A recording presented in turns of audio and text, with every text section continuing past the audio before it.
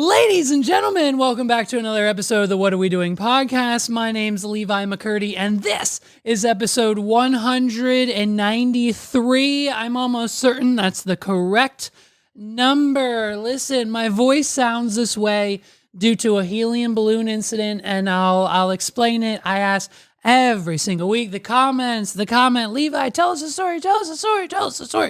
Just for another day, it's for a rainy day. As soon as you hear rain pouring down on the roof of the building that I'm sitting in, that's when we'll tell the helium balloon story on the podcast. But until then, I'm going to need you, so you know when that story drops, to hit the subscribe button, the like button, the little bell notification, because that's how you'll know. That's how you'll know when the story drops. That's how you know when a clip drops. That's how you know when a short drops. That's how you know when the episodes drop every week, because you get the notification. So hit all the buttons and get all the things from the What Are We Doing podcast. The only one, by the way, the only real What Are We Doing podcast. Any other podcast you might see on this particular platform that they're of any other audio or visual platforms that may be calling themselves the What Are We Doing podcast are simply admirers, okay?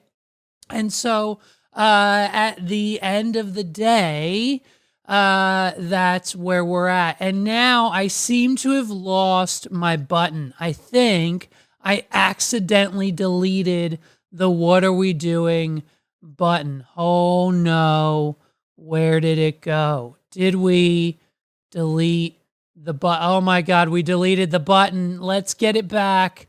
Let's get it set up properly. It's not an episode unless you're ready to hear What are we doing? There she is. Let's turn her up to the proper volume so she has the effect we need, just like What are we doing? that. As we almost did an episode without the button. Can you believe it? What would have happened? We accidentally put it in the trash can this last week, and now we're back. So, like I was saying, it's Friday the 13th, okay? And so, naturally, it's a slow news week. We had to fill in some stories this week with some nonchalant things, like it being Friday the 13th. So what did I do? I went to my co-host, Recap and Record, 280 Plus.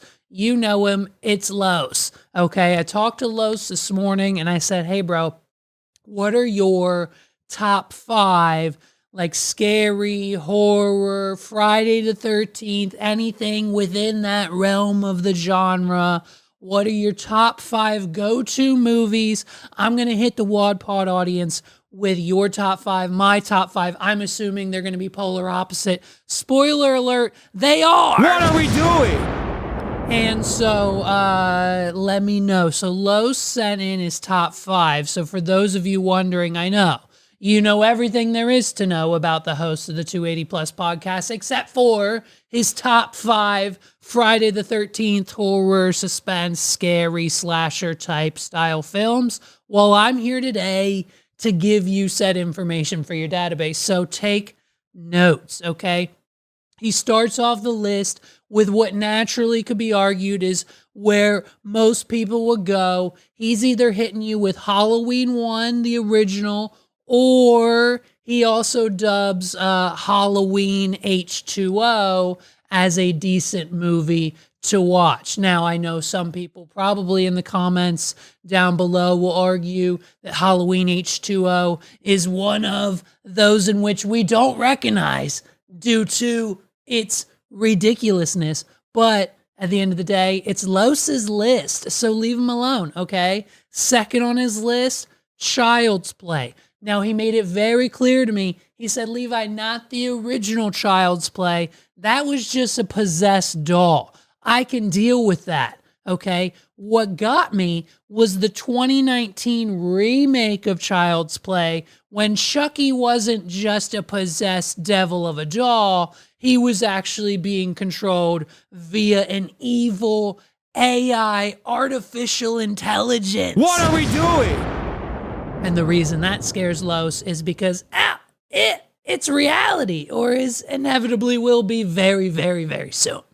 Next on his list, for whatever reason, Saw 3, not Saw 1, not Saw 2, not Saw 4, not Saw 5, not Saw 6, not Saw 7, not Saw 8, not Saw 10, not Saw the final one, not Saw Reawakening, not Saw the next one, not Saw the final chapter, but Saw 3, he says. Whatever reason, you have to watch Saw 3.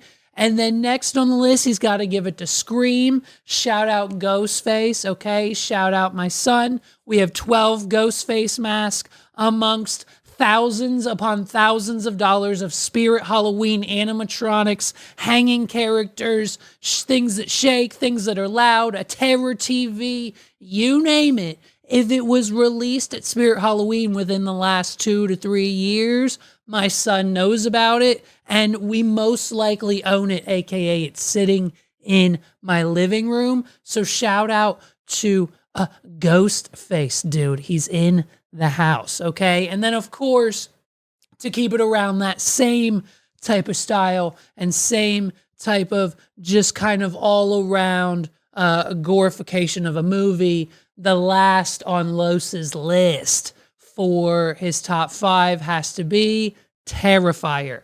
I myself have never witnessed these movies, but I am fully versed on Arch the Clown or whatever the hell, whatever the Terrifier's clown's name is. My son knows it. My son's got a whole database. I'm telling you, he's into all this shit, and he's only 6 years old. You know what I'm saying? So that was Los's top 5. Mine are more on the lines of, some would say psychological. Some would say classify some of these as teen horror movies. So mine are kind of on the edge of like horror, satirical. There's a smidge of comedy in there. So mine are completely 180 polar opposites of Carlos. But that, my friends, is why we're bringing it to you so you get a full 10. You know what I mean? So mine, I'm starting out with a classic. Okay, I'm calling it a classic because of how old we are now. But Disturbia, Shia LaBeouf, probably one of the most underrated actors of our generation. What he's been doing in these recent years has been some of his best work. So, I mean, Shia LaBeouf, really in that role. Great story, suspenseful all the way through. Disturbia is just a great, you can kind of watch it anytime kind of movie. The opening scene is probably the worst part of the movie just because of how just realistic it kind of the effect of the event. If you've seen it, go watch Disturbia. Then next one, even though, listen, hey, It Follows, even though it's about chlamydia, dude. What are we doing? Even though the movie It Follows is directly about an STD, still a good watch. Still a good watch. Megs and I will turn on It Follows a few times a year just because of the storytelling, how they shot the movie, the visual aspect of it all, and just the overall beginning to end of the entire thing. It Follows is a good one. Boom. Next on the list, another classic, dude. Jeepers Creepers, okay? I'm talking the original, just an all-around kind of like you don't know where it's going at the start, and then by the time you get to the end, it is just, Justin Long this was my introduction to him. Another underrated actor of our generation, by the way, Justin Long. Accepted. Justin Long, pretty much anything that he's done since that Walrus, either Tusk, you know what I mean? Jeepers Creepers, just a classic. An old school kind of, you don't have to pay attention. It is a just kind of popcorn blockbuster style of that kind of scary, kind of horror-ish genre, suspenseful of a movie, right? Then comes arguably one of the best of all times, The Cabin in the Woods. I know for a fact that this movie was shelved, dude. They made this movie and then shelved it for like, I think, I don't know, 5, 10 plus years because the executives thought that the tiny brains of the American humans wouldn't be able to comprehend the sarcasm and the realness of everything going on within the movie of Cabin in the Woods. And so naturally, they shelved it. And then when it came out, it became this critically acclaimed. Everyone saw it. If you haven't seen it yet, go watch The Cabin in the Woods, right? And then my final movie on the list is Ready or Not. Ready or Not, I believe they're making a sequel right now, potentially in production. But Ready or Not, one of those just other movies that it starts out one way and then ends the complete end up opposite of what you expected it to actually. It's you know what it is? It's an original idea. What are we doing? The movie Ready or Not is kind of, it's obviously loosely based on a game, but the premise of the entire movie is an original idea and or that adaptation of one.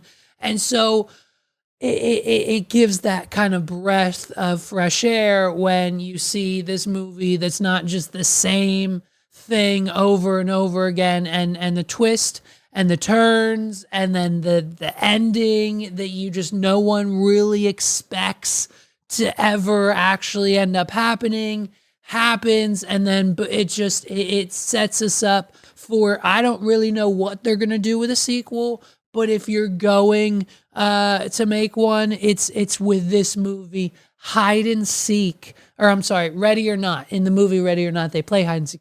Ready or Not is at number 5 on my list in no particular order, but you know what I mean. So there's like 10 completely different Friday the 13th movies. Shout out to Los, 280 Plus Podcast, recap and record. Follow and subscribe to him everywhere online. Just because, shout out to him for his list and helping me fill out mine.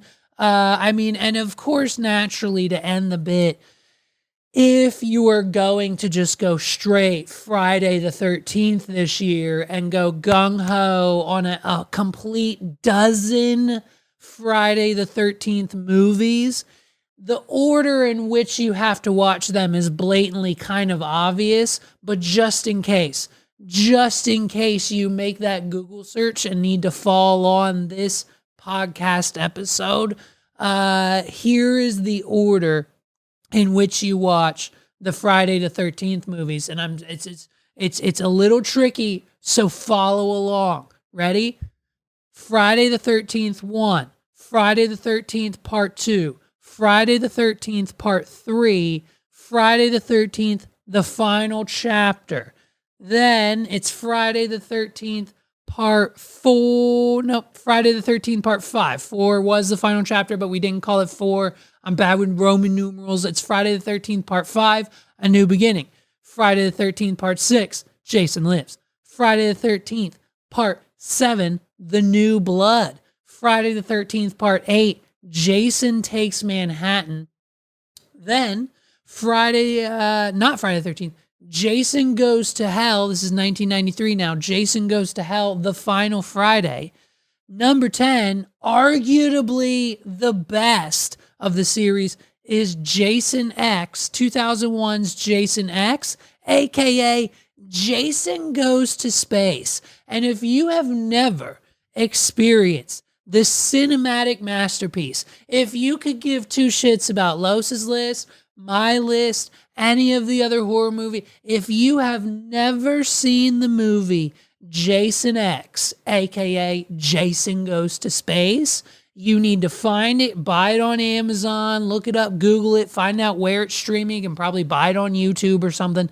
Rent it and watch it tonight, because it is one of the most extravagant masterpieces that we have ever seen on this planet take place off of this planet. You know what I mean? What are we doing?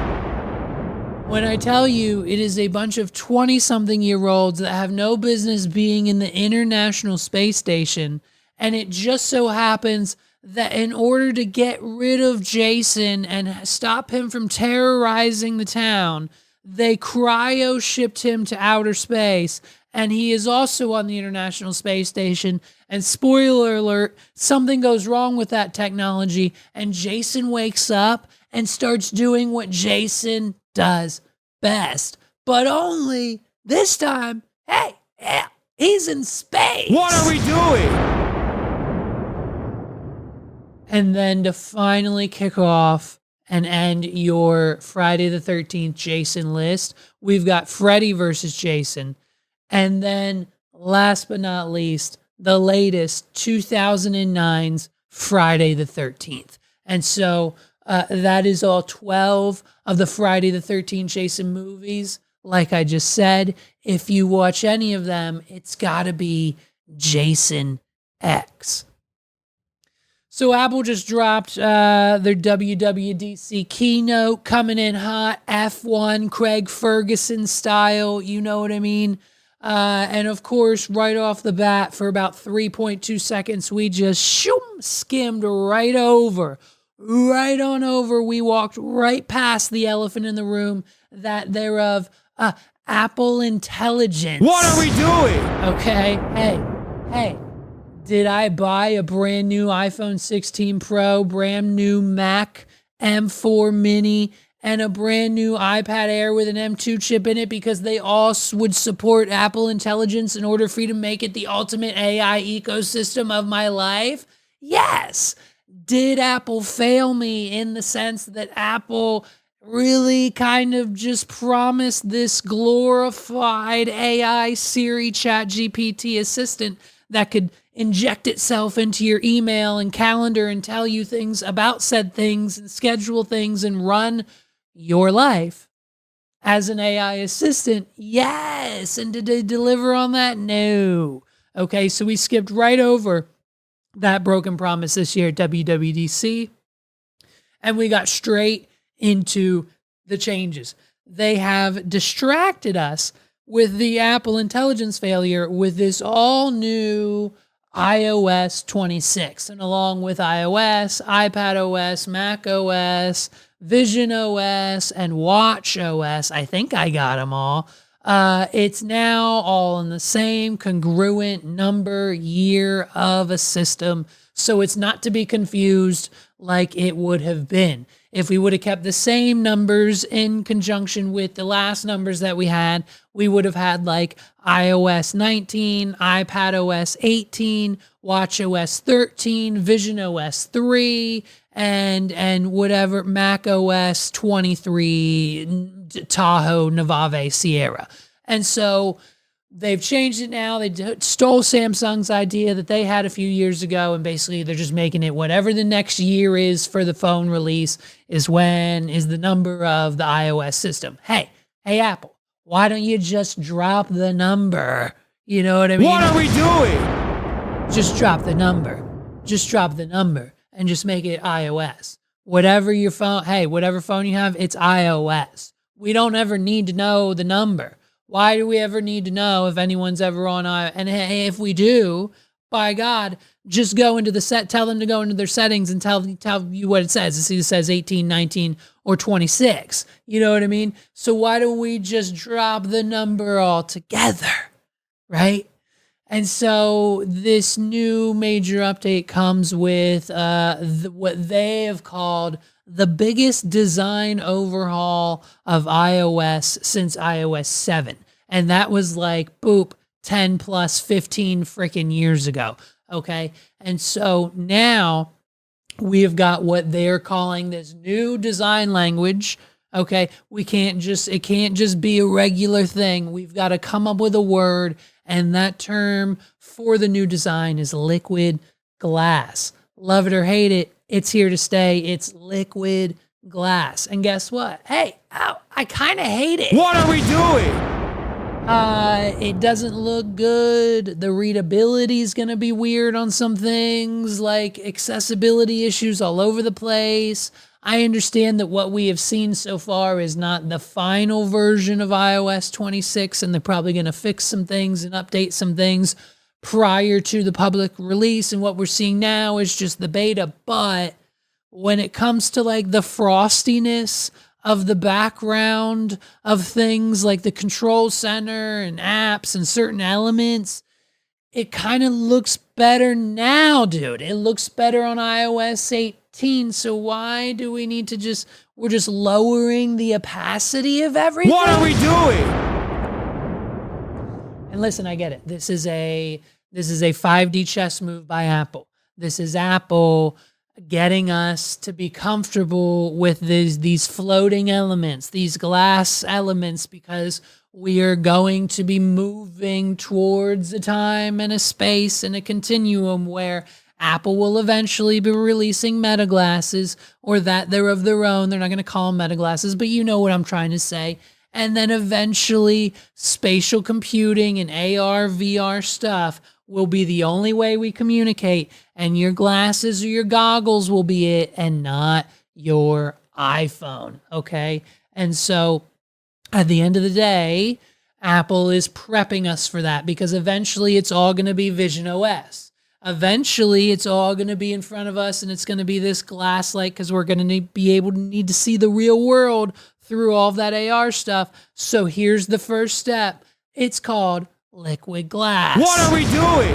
And what better way to get all of your millions and millions and millions and millions of iPhone users ready for the inevitable glass space world than to introduce them with this very baby step of that inevitable future. So listen, you know what I mean? We're on to Apple. We're on to what you're doing. We're on to what you're throwing down. Is Steve rolling over like most people say he is? Probably. You know what I mean? He's had his specific opinions through the years on these things, but hey, who knows? Who knows what the mind of Steve Jobs would be like in a 2025 world? So he very well could have signed off on these innovations as well. So that's the major iPhone update. Then most of those designs carry over into the iPad, with a couple other little fun things sprinkled in.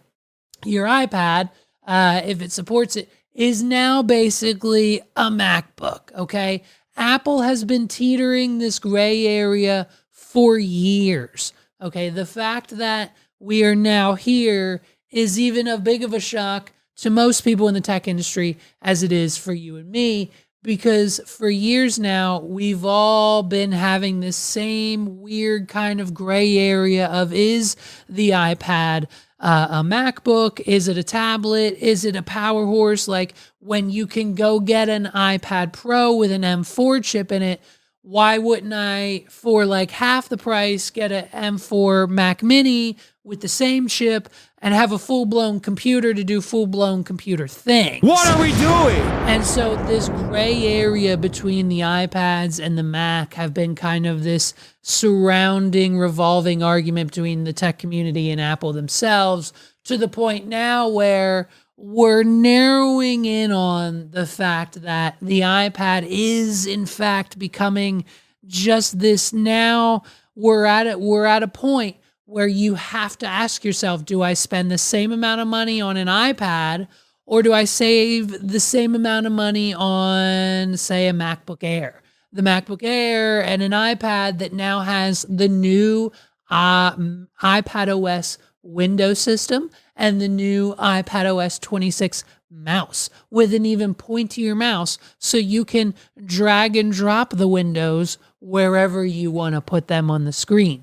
So much like a laptop experience, you are now getting a pointier mousey mouse, and you're now getting to be able to drag your windows wherever you want. And what much more of an upgrade that they've also given the iPad OS is a better file system. You're getting the same files finder app as the Mac, and we're also getting the preview, the document editor app from the Mac is coming to the iPad as well. So more things from the Mac just continue to flood the iPad OS ecosystem. And it's basically, you have to decide now if you're going to spend that money on a new product, which one it actually is and what works best for you.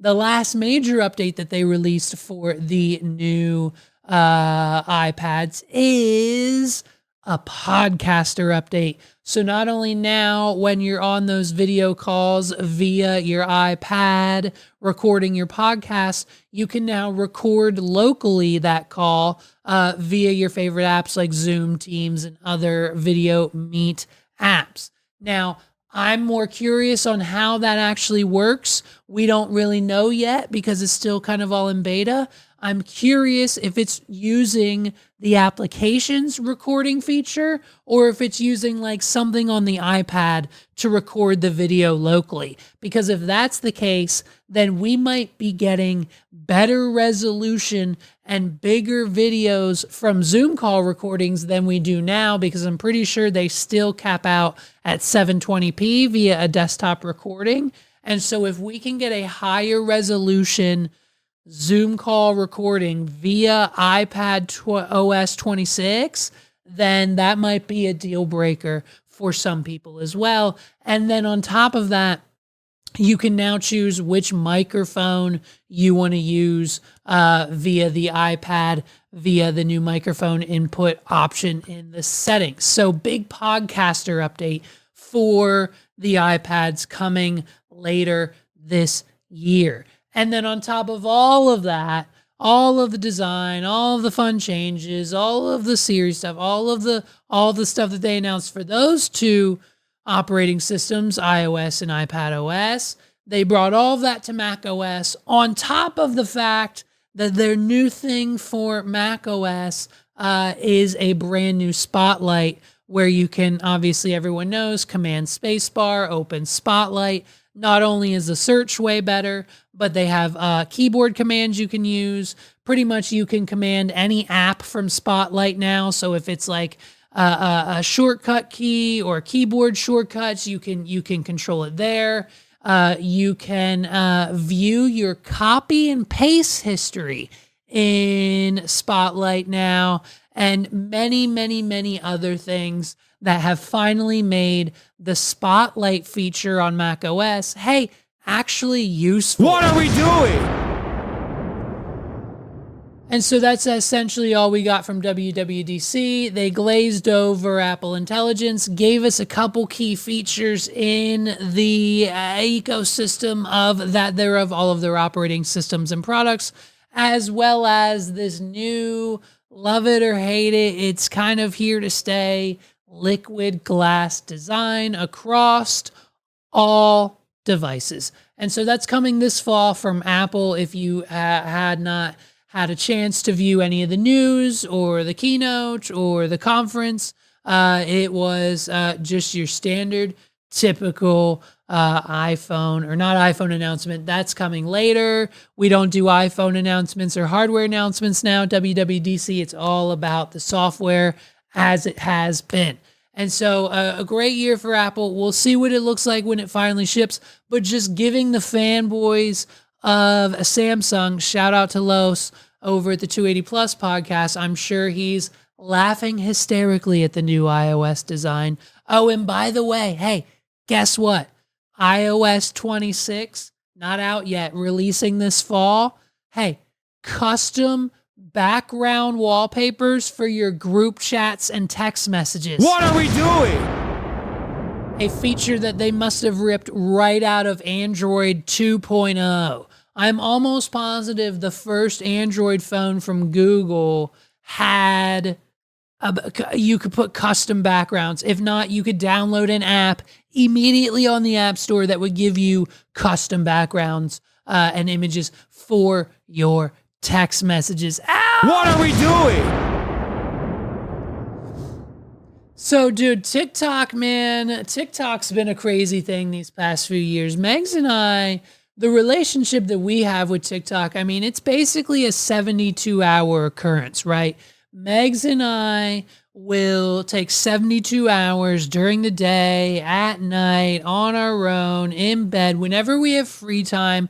And if we see a TikTok that we know that each other will like, we'll save it to our favorites. And then about every 72 hours, whether we're in bed, out back on the patio, Like tonight's our internal date night after we put the boy to bed. We'll drink a little, play a little Mario Kart, and show each other this week's TikToks that we've saved throughout the week that we think each other will be funny, and that we try to entertain each other with these TikToks because, hey, we saw it. I thought of you, and I think it's funny, and you should too. Laugh with me. What are we doing? And so that's our relationship. So like tonight, I've got some I'll show her. She's got some she'll show me. And it's even funner when our algorithms sync up and we both save TikToks for each other that are the same because our algorithms are in sync. And so that's, just the fun of it as well. And so with the band coming, by the way, June 19th, did you forget? June 19th, another TikTok ban. What are we doing? Hey, June 19th, another TikTok ban? What are we doing? Listen, guys, it's not like last time. Don't freak out. Don't worry. Hey, it'll get extended again. The app isn't going away on June 19th. Don't delete the app.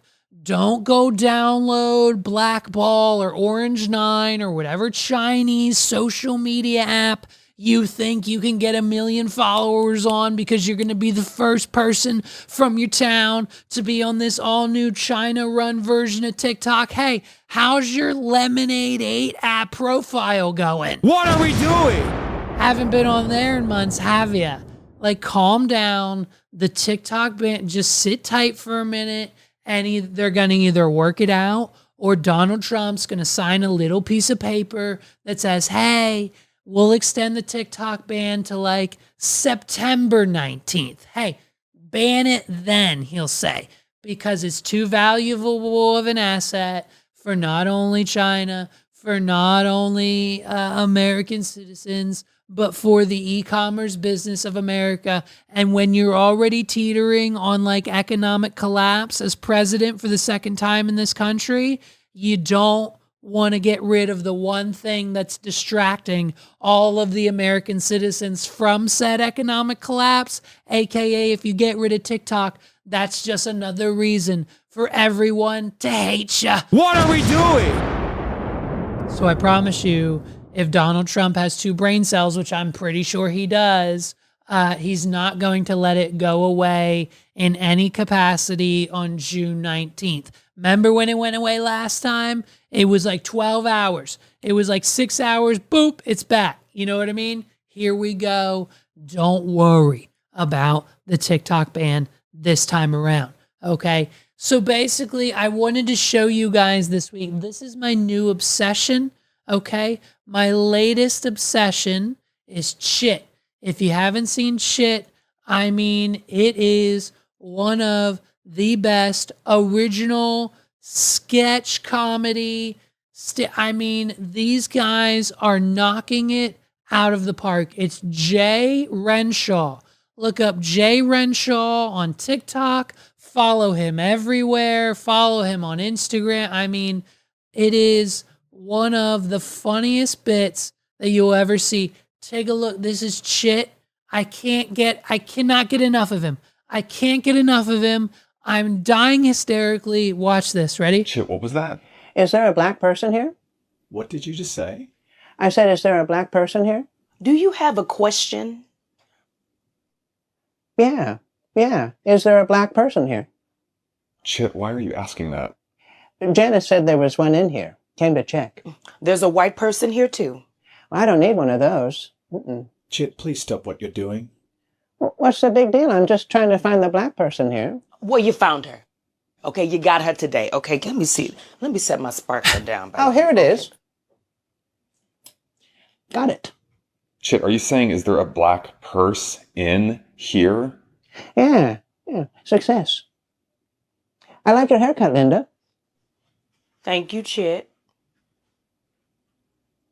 You cannot get any funnier than that. What are we doing? I mean, the way the captions are 100% directly needed for the bit, for the skit, the satire, the faces, Linda's role, Chit as a character. I mean, if you haven't seen anything that has been able to make you laugh in a long time, you need to look up Jay Renshaw. Hey, listen to me. Jay Renshaw, listen, this is for you and you only. If you're not Jay Renshaw, if you're not Chit right now, just keep scrolling. But if you're them, listen up. You need to have Chit on Kill Tony, dude. You need to have Chit on Kill Tony. What are we doing? Either as a comedian or as a guest judge. I need this character to go on Tony Hinchcliffe's show and just either do a minute of stand-up comedy and then like don't understand how it works and then stay as a judge, like make it a whole bit with Chit at Kill Tony. I'm telling you, this would kill. Like, I mean, it is just, watch this, look. Jesus. Hey, Chit. Yeah. What are you drinking? Juice. Yeah. You sure? Yeah. Yeah. Mango. Oh. You want some? No, that's okay. I'm working. Yeah. I got some at 7-Eleven because they were out of Dr. Pepper. Yeah. You sure you can drink that and work? Yeah. Oh, yeah, yeah. Oh, this is my third one. Yeah. Did you have any other questions? No. Well, back to it then. Back to it. There he goes. So this is hilarious to me because this actually just happened to me. What are we doing? I was at a wedding. Listen to this shit. I was at a wedding, okay? I was DJing a wedding just a few months ago. I was DJing a wedding, and the photographer I was working with, unfortunately, it wasn't that of my friend Justin from Tied Together Photography. It wasn't him. It was with someone else, unfortunately. And this man, this photographer, happens to just be a little on the older side. He himself told us that he's been shooting and taking photos of people getting married since like 1889. Like he's been around the block and he has been taking photos for 60 plus years. And so as a lifer, as a lifetime photographer, he's seen it all. He's been through it all. He's done it all. He knows what he's doing when he's taking photos. What I don't think that this man has ever come across or discovered or has ever been made aware about is the fact that in recent years, Mountain Dew has released a hard cider, a hard dew, a hard alcoholic version of their Mountain Dew product. What are we doing? You can walk into any grocery store, gas station, distributor, wherever you get your White Claws, you can most likely now find at a national level the hard Mountain Dews, where you've got Baja Blast and Code Red and regular flavored Mountain Dews, but it's at 5 to 8% of whatever type of funky malt, whatever alcohol, whatever they have to sell at the gas station within said can.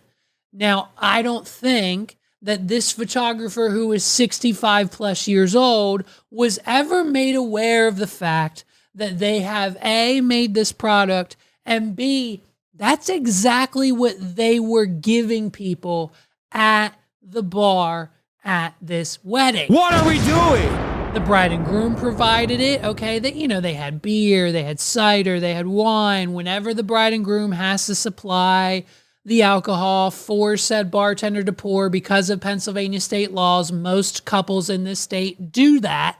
They just go and get a gambit. They get a gambit of every other little thing. They get a case of this, a case of that, a case of this, so everyone at their wedding will be pleased, and there's something for everyone to drink. What I don't think this photographer assumed he was doing was getting an alcoholic beverage from the bar. I think this photographer thought he was getting just a good old-fashioned regular Mountain Dew. What are we doing? I don't think this 60, based on conversations that we've had with this man, I'm not going to name names. I don't want to, you know what I mean? I don't want to cause any problems for him. But I think if based on context clues and other people who were there that evening, they agree with me, he had no idea that he was 3 cans deep downing hard Mountain Dew. And so it's one of those things where like I see this video of shit thinking he's got juice from 7-Eleven when in reality he's slamming claws during the workday. What are we doing? I've experienced this. It hit home. This is why this type of comedy works. Here's one more. Let's watch one more from Chit. This is Chit at the gym, right? Look at this. Holy shit, Chit's at my gym. No way. Hey, Chit. Yeah. Kyle. Hey, what are you doing, man? Is I'm working Matt, out. The man, Yeah. right? Getting a little pumped. Nice. Trying something new, huh? Yeah. And someone stole my phone at Men's Warehouse, so I want to be able to defend myself. Sorry that happened. Yeah, me too. Yeah. It was a Motorola Edge if you see it anywhere. Keep an eye out. Yeah, thanks. Yeah. Well, back to it then. Yeah, okay. Hey, are you using this? What the?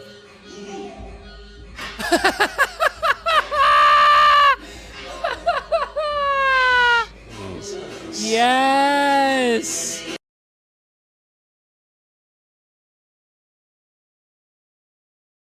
We're gonna get flagged. We're so gonna get flagged for that. But shit at the gym. What are we doing? This is what I'm talking about. This, if you are a creator, put it out. If you are sitting on content, put it out. I don't care about the view. Just put it out. Could you imagine if Jay Renshaw never put out this shit skit? Then I would be helpless. I'd probably be on top of my roof contemplating whether or not I want to jump off and just end it all. What are we doing? If it wasn't for shit. So go watch it. Support him on TikTok and any other platform you can find shit on. You know what I mean?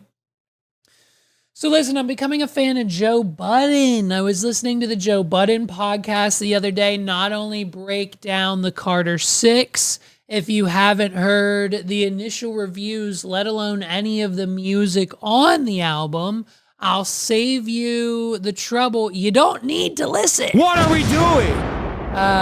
So just getting, Joe Budden's opinion. And then, of course, naturally, we come across Joe Budden talking about our good friend, the Tiger King. And whenever we see support for Joe Exotic, we recognize it and we do our best to amplify it, okay? If there's one person that should be pardoned out of the United States federal prison system, that is that of our brand new best friend, Joe Exotic. What are we doing? And so when I learned that Joe Budden was when Joes talk about Joes, you know what I mean? This is where we start to recognize. Listen to that, Joe Budden recognizing the Tiger King, my guy. That boy will not let Joe Exotic out of jail. I'll tell you that one, man. I'm getting sad. Amen. I'm getting sad. Joe Exotic pouring his heart out. Yo, I didn't kill them people. I didn't feed them to the tigers. They know who did it, and they just got me sitting here. Trump, please do something. Trump What are we like, doing? Dog, you're done here.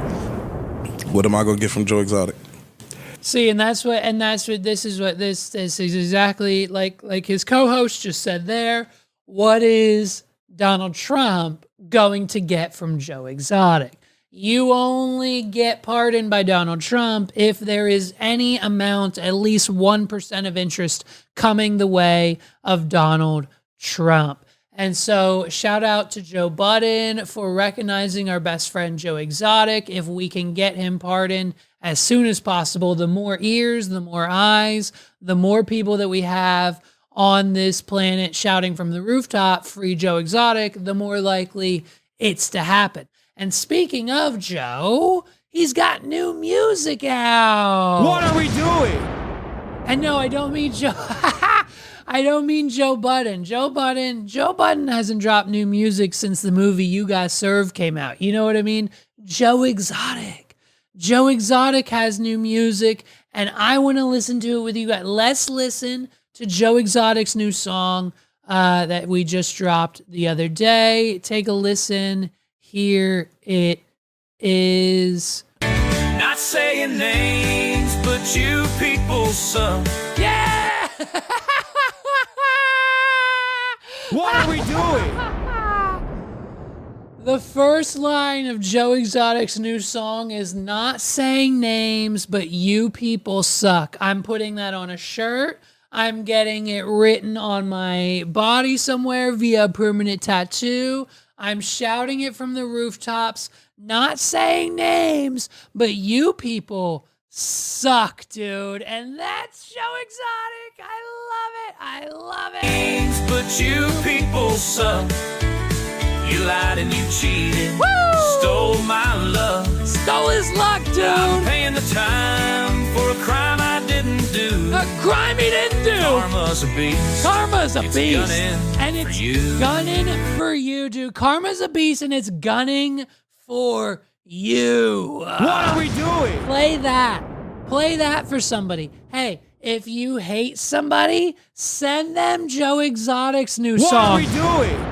If you're mad at somebody, play them Joe Exotic's new song. If somebody did you wrong, whether it be the federal government of the United States, whether it be your ex, whether it be someone you still kind of like, whether it be your current spouse, whether it's a family member, whether it's your best friend from middle school, if someone is doing things that you don't appreciate in your life, send them this song. What are we doing? Play it again.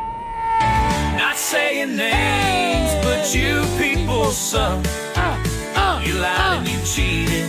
Stole my love. Stole it right from under me. I'm paying the time for a crime I didn't do. He didn't do it, dude. Karma's a beast. It's a It's beast. gunning for you. It's gunning for you, it's gunning for you, and it's gunning for you. What are we doing? Stream Joe Exotic's new song everywhere. Apple, Spotify, YouTube, Instagram, wherever you can find and get a hold of Joe Exotic's content. I need you to hit play. Support this man with any monetary value you can give, your listens, your download, whatever it is that you can do for Joe Exotic. I need you to do it. I need you to share it, tag Trump, get his people on board, get Joe Exotic. If we can get, do you understand how hard we would celebrate?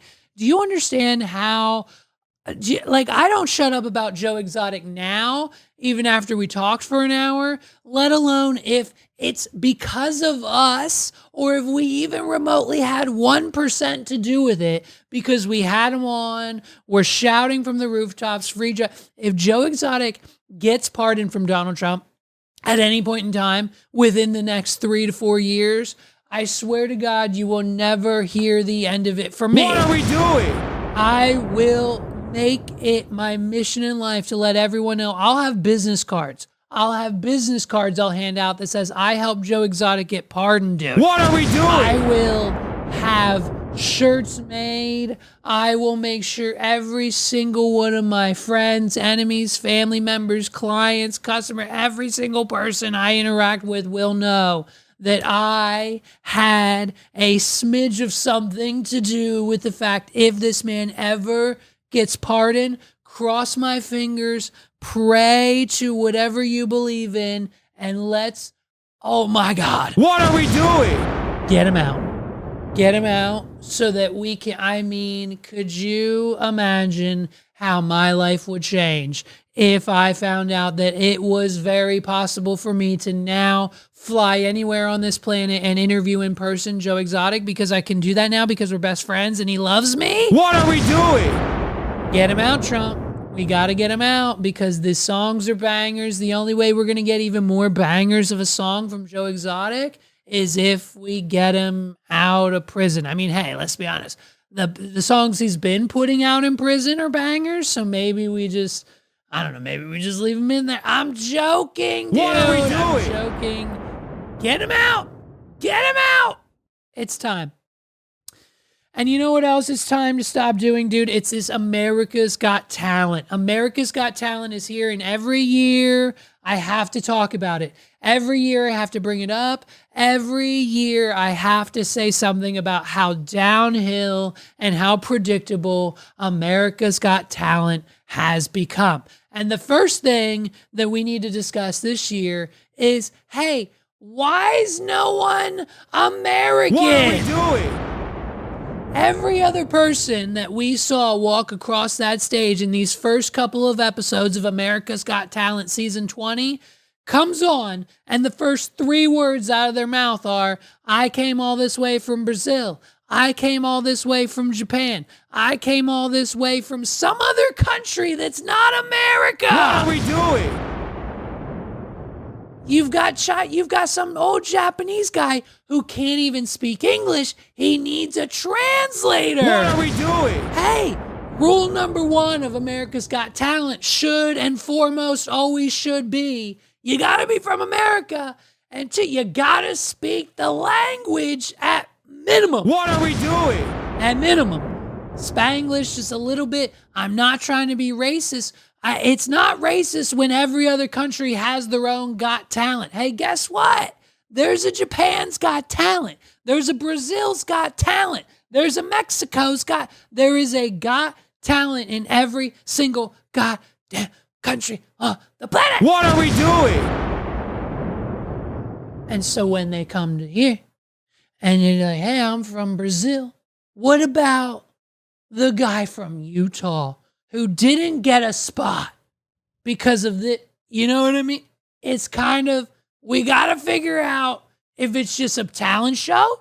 If it's just a talent show, then let anybody on. But if we're calling the show America's Got Talent, I'm just saying, hey, I don't care if you're Mexican and you are but you live in Pennsylvania, go on America's Got Talent. If you're Asian and you live in Maryland, go on America's Got Talent. I'm not saying you can be that thereof other nationalities. I'm just saying if you traveled from said country to get to America, you shouldn't be allowed on America's Got Talent. What are we doing? You know what I mean? Like it's kind of is a thing, right? Is it just me? It's probably just me, and I'm probably going to get the comments, but it's like, all I'm saying is it's kind of weird when every other act comes on the stage. Am I right? Yes or yes? Am I right or right? Is it when every other act comes on stage and was like, I just got off a 36-hour flight from Britain to be here in front of you, Simon. I know we've got Britain's Got Talent, but I'm here now because it's America's Got Talent. Am I right? What are we doing? They need to change that. And then secondly, you know what I mean? I'm basically, look, they're calling me Oz Perlman out here the way I'm predicting shit, okay? We talked about Oz Perlman last week with Rogan and his whole height, and Oz Perlman's everywhere. He's on Howard Stern. He's on Flagrant 2. He's on this. He's doing that. He's predicting this. He's getting the pin codes of this guy and the name of the crush of this guy. And it's all just the same psychological. He asks you how many letters it's in it. He gets the first and last letter. And so based on the number of letters that is in the name that you're thinking of and the 2 that he already gave you, statistically, there's only like 4 possible guesses of the name it could be. What are we doing? Which take the odds from 1 in a billion to like 1 in like 4. So 25% right every time. He usually gets it right. It's that obvious of a thing. So like the mind reader of Oz Perlman, I'm out here with predictions left and right, okay? As soon as this show started, I had an inkling, I had a feeling, a tickle in my tummy that this was going to be the most predictable episode. I'm just talking season 1, episode 1. As soon as these acts started coming out, I knew. The opening act got all no's, dude, and he was the only one with talent. He's Eric. He's a drinker, and he drinks crazy shit. He drank a thing of pickle juice. He drank a thing of hot sauce. He drank a thing of like chicken juice, and he drank something else that was nasty. He gave each of the judges a flight of shots with each of the juices in it so they could play along. And boom, he got 4 no's across the board. Why? Who knows, dude? But it's 4 no's for Mr. Eric. He could have taken that shit to the next level each and every time, but the judges didn't give them the time of day. What are we doing? And then so next is like the second or third act, right? And I knew as soon as I saw their name, Lightwire. I said, hey, Megs, it's time for my second prediction of the night. I predicted 2 things with Lightwire. 1, the judges would be blown away by this no matter what happens or what it looks like. They'll be blown away, and this will be something that they've never seen before. This is all new. This is what America's Got Talent is about, Howie Mandel would say. What are we doing? And so they're going to claim that this is all new technology and something they've never seen before. And then my second prediction, a golden buzzer from one of the judges. And wouldn't you know it, we sat back and we watched as there was a projection of what looked like the worst AI-generated jungle and cheetah and lion run across the stage. The screenshot that I have on the screen for you right now is not because it's poor quality. That is actually what it looked like. And the judges gave these people nothing but praise, applause, and fed right into my 100% correct prediction of the fact that they claim that this is all new. We've never seen this before on Simon Cowell. I can't play any of it for you here because they'll strike me down in a heartbeat. But Simon Cowell said, and I quote, across all of the Got Talents, Britain, China, South Africa, America, Canada, United States, America, across all the Got Talents, he said, this was his favorite, best, top of the line performance. He's never seen anything like it before. When in then reality, I go to YouTube and I find 10 different projection dance routines that we have seen on America's Got Talent, let alone Britain and other countries for the last 10 years with the same fucking premise. What are we doing? It's a projection on the screen. It's dancers that come in and out of the projection. Their suits light up, and when it's time for them to leave, their lights turn off, so it looks like they're disappearing into the act. It's the same projection dance performance we have seen over and over and over again. And what's even crazier about this time, this 2025 version, is it looks like shit. What are we doing? It doesn't look good at all. It did not look realistic. It didn't look organized. It looked completely terrible. And the judges ate it up, so much so that Simon Cowell stands up and hits the golden buzzer, changing their lives forever. As if it was, I don't know, maybe planned, pre-discussed, or a studio executive decision, because there's no way in hell that they have seen this 1,000 times. We have seen this 1,000 different times, and yet we are treating it like it is something brand new, taking away the acts that might have actual potential, pure and raw human abilities, because we've got yet another person who is a great video editor and projects something on the screen and then has timed, lit up costume outfits for their dancers, and then it's a mediocre dance routine, and we don't get to see that it's just a standard mediocre dance routine because we're all distracted by the illusion that thereof of whatever they are projecting on the screen. And 9 times out of 10, it's just a shitty looking cheetah with some terrible looking trees in the background, dude. What are we doing? And so when it happened, I stood there with my mouth open because I could not believe that I had just successfully predicted the future. Like I'm Oz Perlman out here. Get me on the Joe Rogan Experience. You know what I mean? What are we doing? And then for my final act, we get to the final audition of the night. By the way, these America's Got Talent episodes, they're doing like 3 or 4 acts. We've only got 3 or 4 acts in like each episode now. And it's like blatantly, obviously just commercial. And it is so far beyond what it was that of even 5, let alone 10 years ago. This franchise has lost the steam. We get to the final act. And I said, hey, Megs, here comes my final prediction. And we see this woman walk out on stage. We don't know what she's about to do.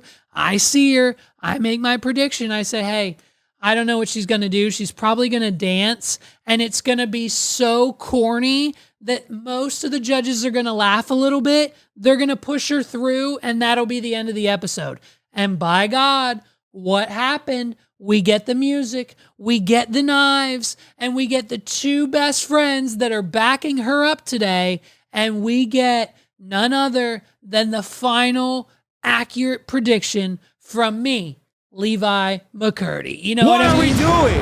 And it is one of the greatest feelings because I can just look at these people and fully understand what is going to come next because the format of this show has become so predictable, so cut and copy and paste, so much so that we are just doing the same thing over and over and over again with what type of auditions we let in, what type of auditions we put through. And as long as you're mediocre and as long as you're okay, you'll get that golden buzzer. What are we doing? You know, it's at this point, it's just, there are so many red flags with this show. And I cannot tell you how much I love tuning in every week just to see the mess that it has become.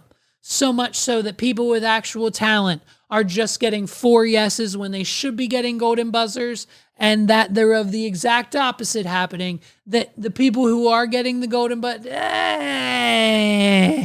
sometimes they're golden buzzer worthy, but most of the time it's kind of not really all that in a bag of chips for those contestants. What are we doing? Ladies and gentlemen, my name is Levi McCurdy. Thank you so much for rocking with me this week. It's been another great and amazing episode of the What Are We Doing podcast. If you haven't done so, please hit that like button, hit the subscribe button. Check out any links that might be in the description down below. Check out our friends, the 280 Plus podcast. Shout out to Los. Thanks for your help this week in planning the episode. A shout out to my fiance Megs and all my friends, my family. Stay healthy, stay safe, stay alive out there, and I'll see you guys next week for episode 194 of the What Are We Doing podcast, the only What Are We Doing podcast that you should actually listen to. Peace out, everybody. What are we doing?